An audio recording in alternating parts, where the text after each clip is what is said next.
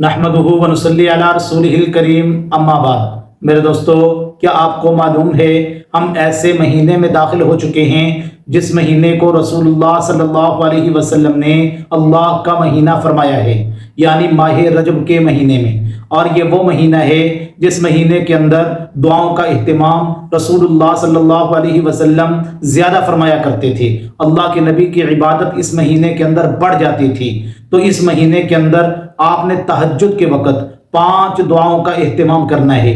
اگر ان 5 دعاؤں کو آپ پابندی کے ساتھ اس مہینے کے اندر اہتمام کے ساتھ پڑھنا شروع کر دیتے ہیں، انشاءاللہ تعالی یہ مہینے کے اندر آپ کی زندگی بدل جائے گی اور آپ کی زندگی کو اللہ سنوار دیں گے میرے دوستو۔ تو وہ 5 دعائیں کون سی ہیں میں آپ کو بتلاتا ہوں، توجہ سے میری بات کو سنیں۔ دیکھیں میرے دوستو، یہ وہ مہینہ ہے جس مہینے کے اندر امام الانبیاء صلی اللہ علیہ وسلم نے ایک دعا مانگی تھی، اللہم بارک لنا فی رجب و شعبان وبلغنا رمضان۔ یا اللہ ہمارے رجب اور شعبان کے مہینے میں برکت عطا فرما اور ہمیں رمضان المبارک تک پہنچا دے۔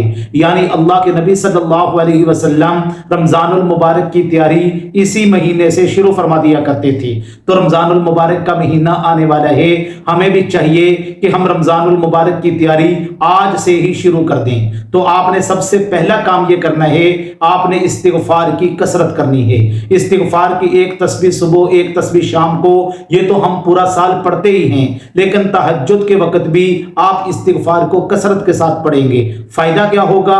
اللہ آپ کے رزق کے معاملات کو حل فرما دیں گے، پریشانیاں اللہ دور کر دیں گے۔ استغفار کی برکت سے اللہ انسان کے گناہوں کو مٹا دیتے ہیں۔ اللہ تبارک و تعالیٰ اپنے بندے کو ہر مشکل سے نکالتے ہیں استغفار کی برکت سے۔ تو اس لیے استغفار کا اہتمام زیادہ کرنا ہے اور کوشش کریں کہ تہجد کے وقت استغفار پڑھیں۔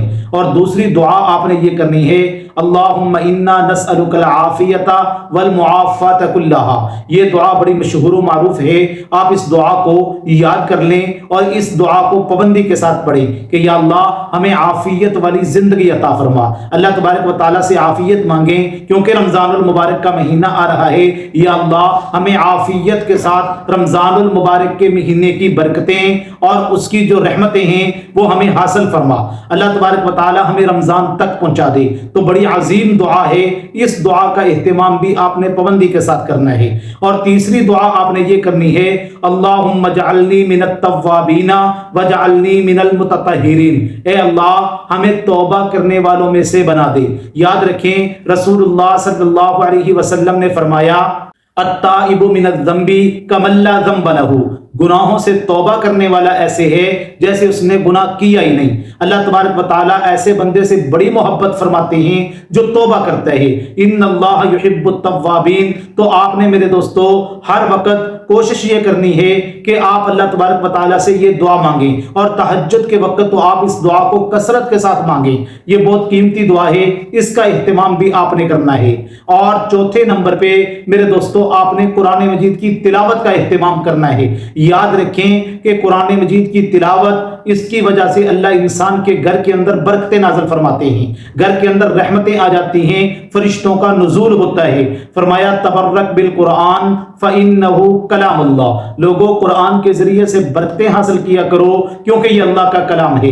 رمضان المبارک کا مہینہ آ رہا ہے، اگر ہم آج سے قرآن کی تلاوت شروع فرما دیں گے تو رمضان المبارک کے اندر ہمیں مشکل نہیں ہوگی میرے دوستو، پھر ہماری تلاوت رمضان کے اندر زیادہ ہو جائے گی، اس میں بڑھوتری ہوگی کیونکہ ہم نے مشق کی ہوئی ہوگی ان 2 مہینوں کے اندر۔ تو ابھی سے قرآن کی تلاوت کا اہتمام شروع کریں، تہجد کے وقت قرآن پڑھیں تو سب سے زیادہ بہتر ہے میرے دوستو۔